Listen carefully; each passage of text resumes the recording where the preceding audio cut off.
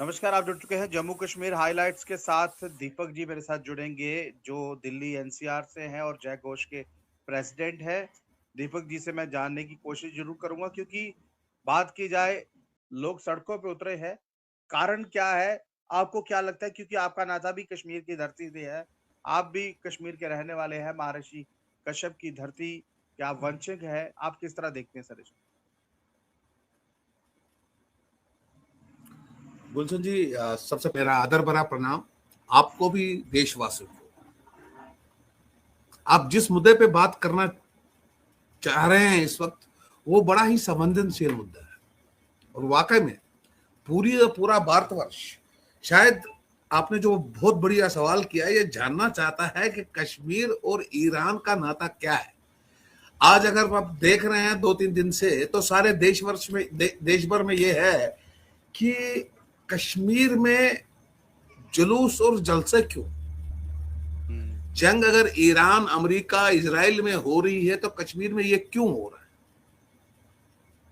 पहली बात तो मैं कहूंगा कि ये हमें भी अफसोस है एज कि अगर किसी का भी, कोई भी शख्स हो, किसी का भी कत्ल हो जाता है, हमें हमेशा अफसोस रहता है। हमारे सनातन समाज में ये बड़ी दिक्कत रहती है कि हम इस चीज को ये समझते हैं कि नहीं, ये गलत हो रहा है। लेकिन इसका एक दूसरा एंगल भी है, इसकी एक दूसरी तस्वीर भी है।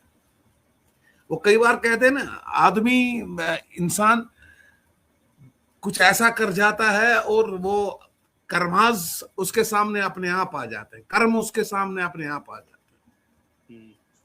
और जहां तक नाते की बात है, मैं थोड़ा सा आपको पीछे ले जाऊंगा। मेरे ख्याल से आप 65 का युद्ध देख लीजिए, 71 का युद्ध देख लीजिए।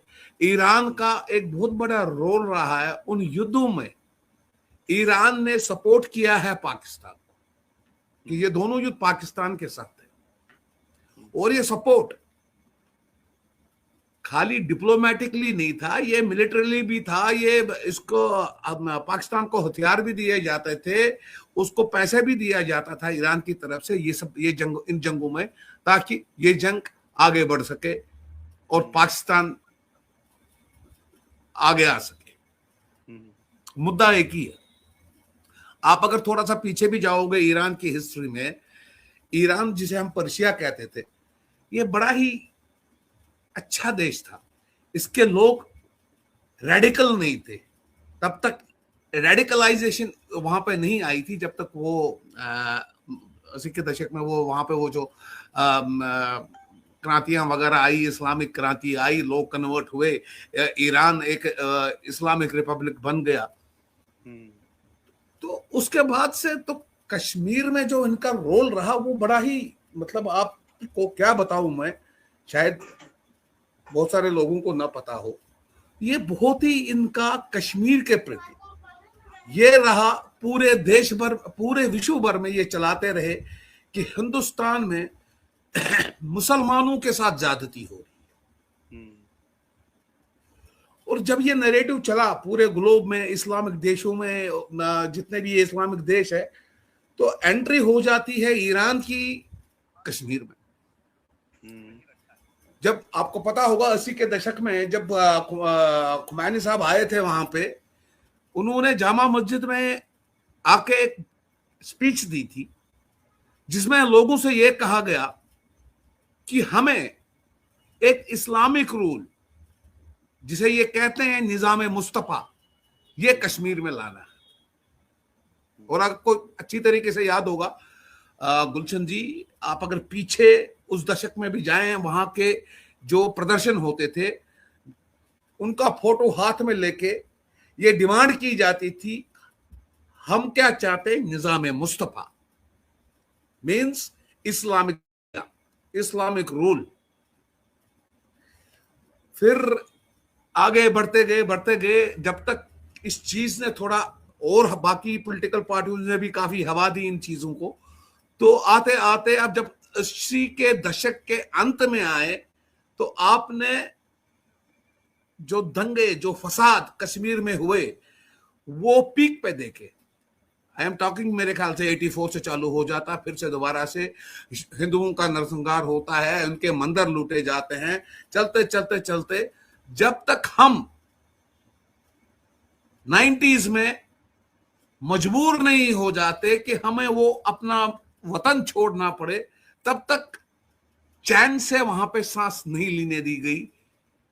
चैन से वहां पे जो पॉलिटिकल पार्टियां थी, चाहे वो बाहर की बैरूनी मुल्कों की पॉलिटिकल पार्टियां थी, खूब हवा दी गई। और इस हालात को, जिस हालात जो आज हालात हैं हमारे कश्मीर को, इसको खड़ा कर दिया गया, इसको सामने लाया गया सिर्फ एक कंसेप्ट कि हमें निजाम मुस्तफा चाहिए, इस्लामिक रूल चाहिए, इस्लामिक शरिया चाहिए। लेकिन वही बात है गुलशन जी, जब वक्त बदलता है, वक्त करवट लेता है, तो बहुत कुछ चीजों में बदलाव आ जाता है। आज वक्त ने करवट ली है। आज जो ये जंग है, ये इस कदर और ये भयानक मोड़ ले चुकी है, किसी को नहीं पता कि आने वाले टाइम में इस जंग के साथ में क्या असरात होंगे, कहां तक हम फंसेंगे, कैसा होगा, किसी को कोई अंदाजा नहीं। बिल्कुल कोई पता नहीं। तो ये सारा जो ईरान का रोल इवन जंगों में या कश्मीर की मिलिटेंसी में बहुत बड़ा एक हाथ रहा है, बहुत बड़ा हाथ। देखिए पाकिस्तान जैसा देश जिसके पास खाने के लाले हैं, जो मैनेज कर जाता है कि इतने आतंकवादी मैंने भेजने हैं, इनकी फंडिंग, इनके वेपन, इनके सब कुछ देशों ने मिलकर किया, उसमें ईरान का बहुत बड़ा रोल है। इस थ्योरी को चलाने के लिए ईरान का बड़ा रोल है। तो ये कश्मीर का इस जो नाता है इस साथ में जो हम आज देख रहे हैं, तो इसके लिए तो जिम्मेवार ईरान भी है। एक चीज दीपक जी मैं आपसे पूछूंगा, अगर इतना कुछ था या इतना कुछ था, मैंने आपको बोला कि नाता क्या है, अगर इतना कुछ था तो भारत की सरकार या जम्मू कश्मीर की सरकार इस वक्त पीछे की तरफ क्यों हो रही है? देखिए, अगर कश्मीर में लगातार 2 दिन से फोन बंद है, इंटरनेट बंद है, सुविधाएं बंद हैं, बहुत से बच्चे वहां पढ़ने के लिए भी जाते हैं, डॉक्टरी करने के लिए भी जाते हैं, और कश्मीर के लोग भी अमूमन वहां रहते हैं, सबसे राब्ता जो है वो टूट चुका है, टूटा है ना। तो अगर कश्मीर में इतना ही आपको लग रहा है कि इनके इनके जाने से, देखिए अगर वो सुप्रीम लीडर थे, अगर उनके जाने से कश्मीर में हालात खराब हो सकते हैं, तो सबसे पहले आपको अपना टीवी चैनल पे ये खबर नहीं चलने देनी चाहिए थी, ब्रॉडकास्ट ऑफ इंडिया को रोकना चाहिए था इस खबर को रोकने से। टीवी चैनल धड़ल्ले से जो है ये खबरें चला रहे हैं, और फेसबुक पेजेस और यूट्यूब पेजेस को ब्लॉक किया जा रहा है। आपको बड़ी हैरानगी होगी, मैं एक बात आपसे साझा करना चाहूंगा। आप अगर अपने, हालांकि मैं किसी की बुराई नहीं करना चाहता, और खास करके मतलब चैनलों पे, लेकिन एक चीज आप अगर देखेंगे, ध्यान से देखेंगे, तो हमारे मीडिया में बहुत सारे मीडिया वाले ऐसे हैं जिनको आप वामपंथी कहते हैं। मैक्सिमम नंबर, अच्छा नंबर एक वामपंथियों का है। आप देखिए ना, आप क्या हैं, रवीश कुमार जी को ले लीजिए, वो क्या बोलते हैं, अजीत अंजुम जी को ले लीजिए, तो इनका काम क्या था, मतलब वामपंथी तो आप समझते ही हैं, लेफ्टिस्ट। इनका जो भारतवर्ष में रोल रहा है, वो ये रोल रहा है, इन्होंने माइनॉरिटीज को पकड़ना है और माइनॉरिटीज को गवर्नमेंट के अगेंस्ट में खड़ा करना है। अभी आप अगर रिसेंट पास में भी आप जाएंगे तो आप देखेंगे जेएनयू में क्या हुआ था। जवाहरलाल नेहरू यूनिवर्सिटी में भारत तेरे टुकड़े हुए, तो वो कौन लोग थे जो उसके साथ आ रहे थे। तो ये काम हिंदुस्तान में आज से नहीं, बहुत पहले से चल रहा। अब रही बात आपकी, ये जो बैन क्यों नहीं किया जाता या ऐसी न्यूज़ों को सेंसर क्यों नहीं किया जाता, जो ही ये सरकारें करती हैं तो ही ये वाला जो आपका दल होता है, वामपंथी दल, ये खड़ा हो जाता है। भाई डेमोक्रेसी छीन ली गई, मीडिया एक स्तंभ है, इसको रोका गया, इसको बैन किया गया। तो ऐसी स्थितियां जब पैदा होती है तो फिर सरकारें भी ये सोचती हैं भाई चलने दो, कोई बात नहीं करे, अब क्या करें। दीपक जी मैं आपको रोकूंगा इस चीज में। मैं आपसे एक चीज जानने की कोशिश करूंगा। देखिए, पहली टीवी चैनल्स, न्यूज चैनल्स की एक जिम्मेवारी होती थी कि खबर कोई चलानी है, और वो खबर चलती थी जो सरकार से भी सवाल पूछते थे। देखिए, अगर हमें फोर्थ पिलर कहा गया है तो हमारा काम है सरकार से सवाल पूछना। लेकिन आज का वक्त ऐसा हो गया है कि सरकार सवाल पूछने की बजाय TV channel, Facebook channel, YouTube channel ही बंद करवा देती है। सरकार जवाब देना नहीं चाहती है। एक बात है, शायद आपको बुरी लगी हो। दूसरी बात यह है कि हम पब्लिक के लिए काम करते हैं, हम पब्लिक ग्रीवियंसेस लेके आते हैं। अगर ये सही है तो आप कहाँ देखते हैं? हम नहीं नहीं, देखिए मैं मानता हूं इस बात को, और मैं इस बात से इत्तेफाक भी करता हूं। ऐसी बहुत सारी चीजें हैं, ऐसी बहुत सारी गलतियां हैं जो सरकार की तरफ से भी होती, ऐसा नहीं है कि नहीं होती, हम ये मानते हैं, हम बिल्कुल समझते हैं। लेकिन उसके साथ साथ में अगर हमारा समाज पढ़ा लिखा हो, वो चीजों को बड़ी बारीकी के समझे, तो इन समस्याओं का भी हल निकल आ सकता है। ऐसा कुछ नहीं है कि इनका हल नहीं निकला है। तो मुश्किल ये जो आ रही है सबसे, आप देखिए ना, आप मुझे बताइए, मैं आज दिन में देख रहा था, किसी यूट्यूब चैनलों पे आ रहा था कि वहां पे जो कश्मीरी बच्चे पढ़ रहे हैं, उनके जो माँ बाप है कश्मीर में बड़े परेशान है। भारतीय सरकार ऑनरेबल नरेंद्र मोदी जी से गुहार लगा रहे हैं कि इस वक्त चूंकि एयर स्पेस बंद है तो उनको कहीं और रिलोकेट किया जाए। तेहरान में बैठे हुए हैं लोग, तेहरान में बैठे हुए हैं बच्चे। इन चीजों से हमें खुशी नहीं होती है, हम भी परेशान होते हैं यार। वो बच्चे भी चलो खैर भटके हुए सही, लेकिन है तो इसी देश से बिलोंग करते हैं। लेकिन एक चीज है, अब आप ये देखिए, गवर्नमेंट ऑफ इंडिया से हम ये अपील करते हैं, और मैं भी कहूंगा कि नहीं, वाकई में गवर्नमेंट ऑफ इंडिया को उन बच्चों की सेफ्टी को सिक्योर करना चाहिए। ये भारत सरकार की जिम्मेवारी है। हमारा कोई भी नागरिक, ये खाली ईरान नहीं है, पूरे मिडिल ईस्ट में देखिए कि कितनी मतलब भारतीय जनसंख्या वहां पे बसी हुई है, अपना कामकाज कर रही है। और खाली ईरान नहीं, ईरान के साथ साथ में पूरा आपका मिडिल ईस्ट इन्वॉल्व हो चुका है। सब जगह लोग फंसे हुए हैं। कितनी बड़ी मुश्किल है हम भारतीयों के लिए, जो भारतीय वहां पे फंसे हैं, जो कोई बेटा, जो कोई बेटी, जो कोई पापा, जो कोई मम्मी वहां पे किसी बच्चे की फंसी हो। आज की तारीख में कनेक्ट नहीं हो पा रहा है।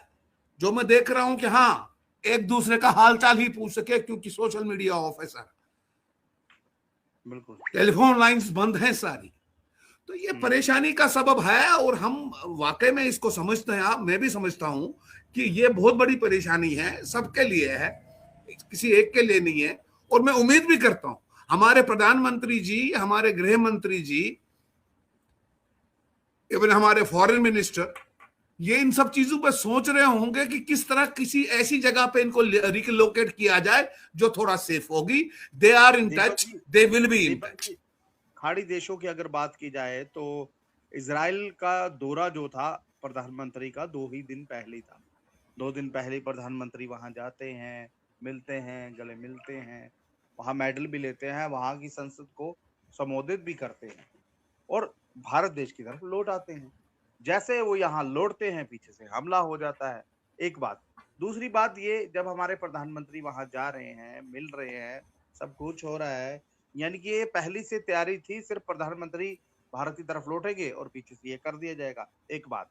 दूसरी बात, जवाहर कोर्ट की अगर मैं बात करूंगा, जहां पर हमला हुआ है, जहां पर हमारा लगभग अगर बात की जाए तो 14 करोड़ जो है वो रकम स्वाहा हो चुकी है, लेकिन सरकार की तरफ से कोई बातचीत नहीं की जा रही, कोई बताया नहीं जा रहा।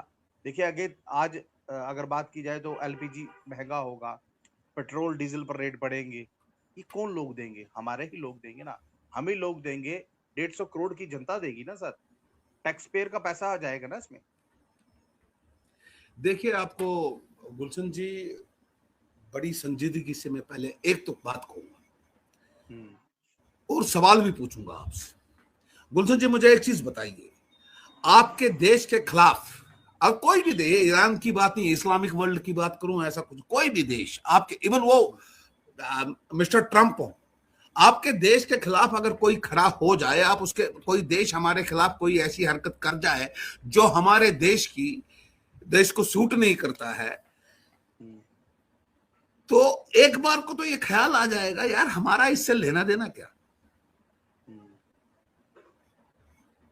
मैंने पहले ही आपसे कहा, ईरान का जो रोल रहा है भारत के प्रति, अगर ये ऐसी जंग में कहीं फंस भी गए, और जब हमारे डिप्लोमेटिक रिश्ते भी अच्छे हैं, सब कुछ अच्छे हैं, लेकिन तब भी एक बार को ये ख्याल तो आएगा, जिस भारत को तोड़ने की कोशिश के लिए पाकिस्तान की मदद की जाए, क्या उस भारत को ये ख्याल में नहीं आएगा कि क्या मुझे इस वक्त करना चाहिए और क्या नहीं करना। उसके बाद इंसानियत आती है, ह्यूमैनिटी कम्स हियर। जंग जब होती है, बिल्कुल जिन लोगों का गुनाह नहीं होता है वो लोग मारे जाते हैं, लेकिन एक बार को तो ये ख्याल तो आएगा ना गुलशन जी। और हमको भी भारतीय होने के नाते ये समझना पड़ेगा कि हम जिसके लिए कश्मीर के हालात फिर से बिगाड़ रहे हैं, आज भी मैं सुन रहा था कुछ पथराव वथराव हुए हैं, वहां पे कुछ लाठियां वाठियां चली हैं, तो आप ये बताएं, क्या ये हमारी जिम्मेवारी भी नहीं बनती कि हम हर एंगल से बड़ी बारीकी से देखें। मैंने अभी आपसे कहा, मैंने कुछ माँ बापों का इंटरव्यू देखा जिनके बच्चे वहां पे पढ़ रहे हैं, मुझे अफसोस हो रहा है। तो ये चीजें ऐसी हैं, इसमें मैं यही कहूंगा कि ये ऐसे निर्णय हमें अपनी सरकारों पे छोड़ने पड़ते हैं। अपनी सरकारों पे टीका टिप्पणी ऐसे हालात में नहीं की जाती, ऐसे समय में, ऐसे दौर में अपने प्रधानमंत्री पे टीका टिप्पणी नहीं की जाती है। वो इजराइल गए, उसके बाद जी जंग लग गया, टाइमिंग ये हो गई, तो इन चीजों में पढ़ने का हमें, मुझे लगता है कि कोई फायदा नहीं। फायदा इस चीज में है, फायदा हमें यह सोचना है कि हमारे प्रधानमंत्री जी इस वक्त इस मुश्किल घड़ी में सही कदम अपने लोगों के लिए उठाएं और उनका हम सहयोग करें। सर यही तो मैं बोल रहा हूँ ना, सही कदम। देखिए, मैं ज्यादा नहीं जानता, सही कदम ये होता, हमारे जो बाहर लोग बसे हैं उनके लिए कोई नोटिफिकेशन निकाली जाती, विदेश मंत्रालय की तरफ से आती, एनएसए की तरफ से आती। कहाँ है ये लोग? ये देखिए, आपको एक चीज समझना पड़ेगा, इसके लिए मुझे ये लगता है भारत जिम्मेवार नहीं है, और बड़े स्ट्रांगली कह रहा हूं, हिंदुस्तान के मुसलमानों को भी समझना पड़ेगा। ये जंग जो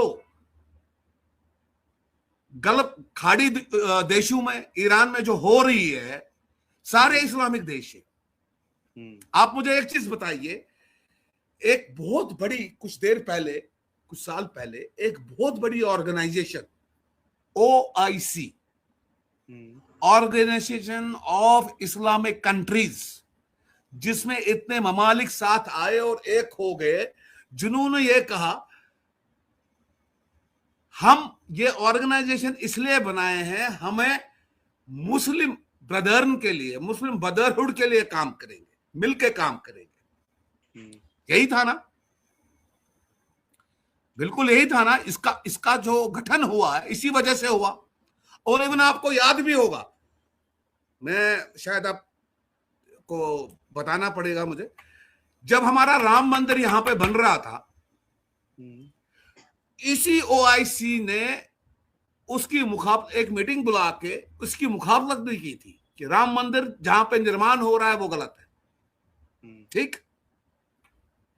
क्योंकि ये एक हिंदू मुस्लिम साहब बन गया था, तो हाँ, उसके ऊपर उन्होंने वो चीज वो टेक लिया।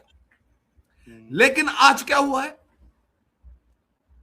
आज क्या हुआ है मुझे बताए ना। सऊदीया में, UAE में, बाकी मुस्लिम कंट्रीज में ये ट्रंप की गोद में क्यों बैठे? क्या इनको ये नहीं लगता है कि इन्होंने, जिस तरह सब जगह कहते हैं ये इस्लाम पे हमला है, क्या आज उनको वो लगता नहीं है क्या इन देशों को?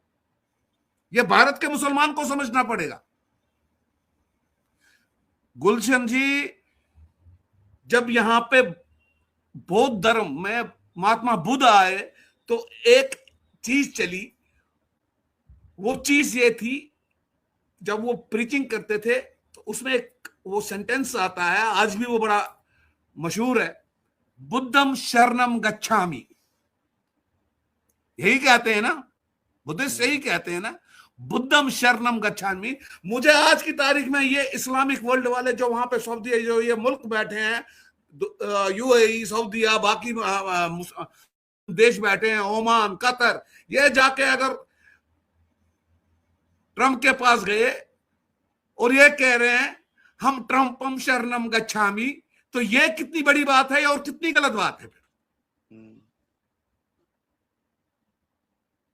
तो आप समझे इस चीज को, इसमें हिंदुस्तान का टेक नहीं है, इसमें वहां के मुसलमान खुद जिम्मेवार हैं। आप देखिए, मजे की बात है, हिंदुस्तान में जब अमेरिका मदद करता है पैसों से पाकिस्तान की, पाकिस्तान हमारे यहाँ आतंक बेचता, आतंक एक्सपोर्ट करता है, हथियार एक्सपोर्ट करता है, कोई आवाज उठाता है क्या? आज अचानक सारा मुस्लिम वर्ग अगेंस्ट ट्रंप हो गया, ठीक बात है, उस वक्त क्यों नहीं? अभी पीछे रिसेंटली बांग्लादेश में हिंदुओं को मारा गया, हमारे हिंदुस्तान के मुसलमान, हमारे हिंदुस्तान के मुस्लिम नेता क्या हिंदुओं के साथ खड़े हुए? आपसे सवाल पूछता हूं, बताइए, जो नरसंहार बांग्लादेश में हुआ, क्या हिंदुस्तान में मुस्लिम नेता खड़े हुए? नहीं हुए। क्या कश्मीर में कभी महबूबा मुफ्ती जी ने कहा कि हाँ भाई, अगर बांग्लादेश में हिंदुओं का नरसंहार हुआ है, हम इसकी पुरजोर मजम्मत करते हैं? नहीं हुआ। आज के बयान देखिए। तो आप जो कन्वीनियंट लगता है वक्त के हिसाब से आप वो कर जाते हो, आपकी ये आदत बन चुकी है। आज की तारीख में हर मुसलमान को, हिंदुस्तान के मुसलमान को समझना चाहिए कि हिंदुस्तान ने जो इज्जत मुसलमान को और इस्लाम को बख्शी है, वो इज्जत शायद मुस्लिम कंट्रीज ने नहीं बख्शी है।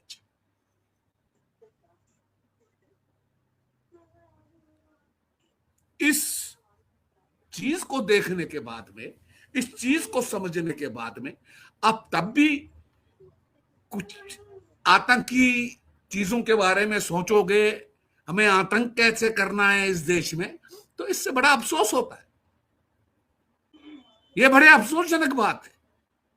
मैंने पहले भी अभी इंटरव्यू में स्टार्ट में जब आपने बच्चों की बात की, मैंने कहा हमें अफसोस है, वो भी हमारे बच्चे जो वहां पे फंसे पड़े हुए, जिनसे राब्ता कायम नहीं हो पा रहा है। और खाली ईरान की बात नहीं, पूरी खाड़ी देशों की बात है।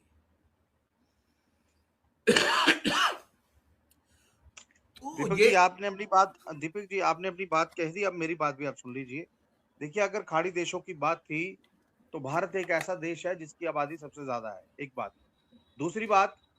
दूसरी बात ये, भारत इस वक्त आपको पता है जो कुछ हुआ है, अगर भारत के डिप्लोमेट या कहा जाए विदेश नीति की बात की जाए, तो एक लेटर निकालकर या प्रधानमंत्री की कॉल से हमारे लोग वहां से निकाल सकते हैं। यूएई में अभी हमें पता है फ्लाइट सभी रद्द हैं, वहां बमबारी चल रही है, ऐसा कुछ हो नहीं सकता। लेकिन इन फ्यूचर आने वाले वक्त में जो कुछ इस जंग के बाद भारत की जनता को भोगना पड़ेगा, आपको इतना पता है महंगाई होगी, पेट्रोल डीजल के रेट बढ़ेंगे, गैस के रेट बढ़ेंगे, वो तो हमें ही भोगने हैं ना सर, या सरकार अपने जेब से डाल कर देगी? सर भोगने तो है, लेकिन हमारा उसमें रोल क्या है? प्रधानमंत्री का रोल बता दीजिए मुझे, उसमें क्या है? बता दीजिए ना। देखिए, प्रधानमंत्री अगर 150 करोड़ की आबादी है, अगर एक चीज पर 1 रुपया ये रोज चार्ज करते हैं तो कितना पैसा पर डे का चार्ज करते हैं? तो अगर ऐसा होता है, रिफाइनरी अगर उड़ी भी है वहां पर, अडानी साहब की उड़ी है, जहां पर इन्होंने निवेश किया था, अगले 10 सालों का पैसा वहां पर निवेश कर दिया था, अगर वहां नुकसान हो चुका है तो जेब से भरे ना, आम पब्लिक की जेब में नहीं ना हाथ डालें ये लोग। ये तो हमें भुगतना पड़ेगा ये चीज।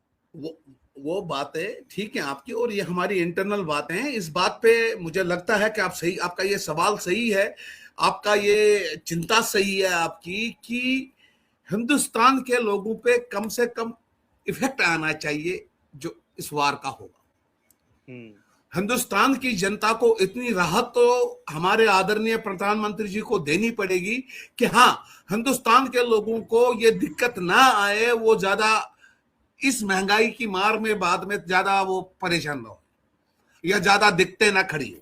मैं समझता हूँ, मैं मानता हूँ इस बात को, और ये प्रधानमंत्री जी को करना भी चाहिए और सोच भी रहे होंगे, ऐसा कुछ नहीं है।